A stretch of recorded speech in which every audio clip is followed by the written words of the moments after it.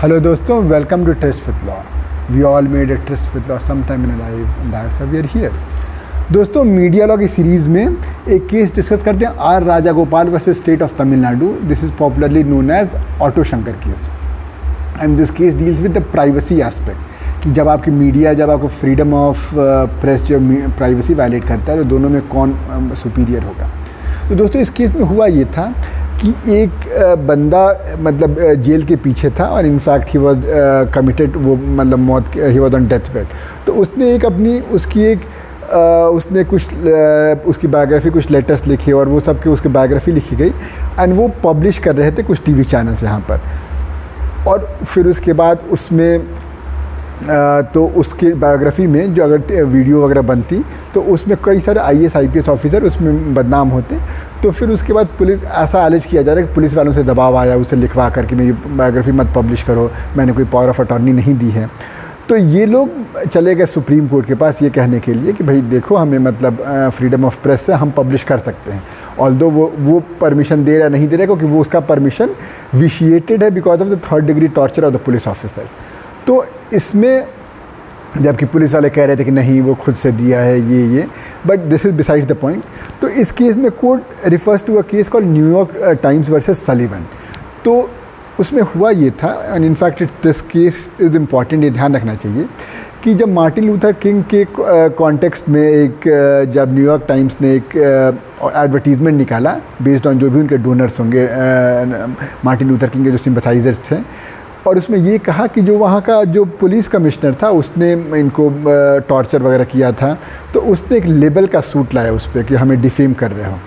Finally supreme court ने ये कहा था कि नहीं, कोई ये सूट नहीं बनता है, क्योंकि अगर ये सूट हम this goes against the freedom of speech which was provided by first amendment and also buttressed by 14th amendment. और US में तो स्पीच, फ्रीडम ऑफ स्पीच और ज़्यादा, मतलब इट्स नॉट एब्सोल्यूट, लेकिन द थ्रेशोल्ड इज़ हायर। तो उसका ये लोग रेफरेंस दे रहे हैं और यहाँ पर कोर्ट कहती है कि हाँ, अगर कोई गवर्नमेंट ऑफिशियल है तो उसको मतलब it can not take the defence of कि भाई देखो, अगर ये पब्लिश होगा तो इससे हमारा डिफेम होंगे, इसलिए तुम इसको प्रायर पब्लिश करने से पहले ही इसको रोक लगा दो। तो क्योंकि the threshold for a government servant और government official has to be higher, और कोई ऐसा लॉ ही नहीं है। अगर कोई ऐसा लॉ होगा कि भाई प्रायर पब्लिकेशन पे रोक लगा दें, तब तो that will have a chilling effect on the freedom of press या फ्रीडम ऑफ एक्सप्रेशन, जो भी बोलिए, क्योंकि उसके पब्लिश होने से पहले ही आप रोक लगा देंगे तो it is open to misuse. तो कोर्ट फाइनली ये कहती है, इनफैक्ट इसके जो 3 जो गाइडलाइंस हैं वो बहुत इंपॉर्टेंट हैं। कोर्ट ये कहती है कि privacy is part of right to life under article 21, उस समय भी कहा गया था, and this is basically right to be left alone. तो आपका कितना भी लॉडेटरी पर्पज़ हो, कितना भी पब्लिक इंटरेस्ट में हो, लेकिन आप मेरी प्राइवेसी को इंट्रूड नहीं कर सकते हैं, तो वो नहीं किया जा सकता है। दूसरा, इसने ये कहा कि अगर ये publication based on public record है, जैसे मान लीजिए मैं कोई केस लड़ रहा हूँ और उस केस के पब्लिक रिकॉर्ड में अपनी में पर्सनल लाइफ की बातें भी आ रही हैं, तो फिर मैं प्राइवेसी का डिफेंस नहीं ले सकता हूँ, तब वो उस पर आप पब्लिश कर सकते हो, तब उसमें कोई दिक्कत नहीं है। ऑल्दो इसमें एक्सेप्शन क्या है कि जब कोई जो कोर्ट में केस चल रहा है, जब उसमें विक्टिम एक लड़की है and the case involves kidnapping, rape, sexual harassment, तब उसमें उसके डिटेल्स को डिस्क्लोज नहीं करना चाहिए। This is exception to this. तीसरा, which is very important for this case is this, कि जब कोई पब्लिक ऑफिशियल अपने ही is acting in discharge of his duties और उसको कोई प्रेस पब्लिश कर रहा है, देन ये वाला जो डिफेंस है कि भाई प्राइवेसी मेरी वायलेट हो रही है ना, वो नहीं यूज़ होगा, मतलब that defence is not available.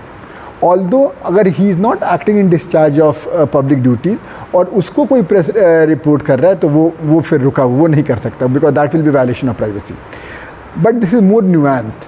अब इसमें क्या कह रहे हैं कि अगर सपोज मैं अपनी पब्लिक ड्यूटीज़ के बेसिस पे भी, अज्यूमिंग कि मैं पब्लिक सर्वेंट, मैं अपनी पब्लिक ड्यूटीज़ में काम कर रहा हूँ और उसको जो फ्रीडम प्रेस जो रिपोर्ट कर रहा है, it is reporting concocted fact, it is actuated by malice या झूठ फैक्ट वो कर रहा है, तो फिर वो उसके लिए एक्शन मेंटेनेबल है।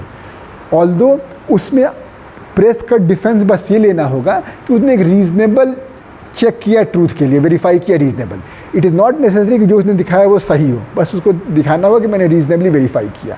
ऑन दी अदर हैंड अगर मैं दिखा दूँ कि भाई this publication is actuated by malice, is actuated by an ill motive to defame me, तब वो लायबल हो जाएगा। और एक बहुत बड़ी बात ये बोली कि कोई भी गवर्नमेंट ऑर्गन, लोकल अथॉरिटी कोई डिफेमेशन का सूट नहीं मेंटेन कर सकता फॉर डैमेजेस फॉर डिफेमेशन। अगर ऐसा कर देगा तब तो सरकार के खिलाफ आवाज़ ही नहीं उठ पाएगी। That will B have a chilling effect on freedom of speech and expression and specially freedom of press. और उसके बाद कोर्ट फाइनली ये कहता है कि इस केस में ऑटो शंकर की बायोग्राफी रिलीज़ होने दो, उसके बाद ही हम मतलब अगर ये डिफेमेटरी है तब हम रोक लगा सकते हैं। प्रायर पब्लिकेशन पे बैन नहीं करेंगे, क्योंकि कोई ऐसा लॉ ही नहीं है कि इसके प्रायर पब्लिकेशन पे ही हम रोक लगा दें। और उसके बाद उसकी कंसेंट मतलब कोई मतलब वो नहीं है, बिकॉज उसने कंसेंट कर दिया है। You are not suppose to act on behalf of the prisoner and say कि भाई इसको मत करो, नहीं तो इसका प्राइवेसी वायलेट हो रहा है, एज लॉन्ग एज उसने कंसेंट कर दिया है। आप इसको ज़रूर कंपेयर कीजिए अपने अगले केस से जो अपना स्वतंत्र कुमार वाला था, कि उसमें कोर्ट ने प्रायर पब्लिकेशन पर रोक लगा दी थी। And this is how the जजेस नेविगेट करते हैं, क्योंकि वहाँ पे आई शुड नॉट से, लेकिन वहाँ पे एक सुप्रीम कोर्ट जज इन्वॉल्व था, और अगर उसका पब्लिकेशन नहीं होता तो it might shake the very institution of justice. In fact supreme court जहाँ पे लोग का विश्वास है कि कम से कम वहाँ तो जस्टिस मिलेगा।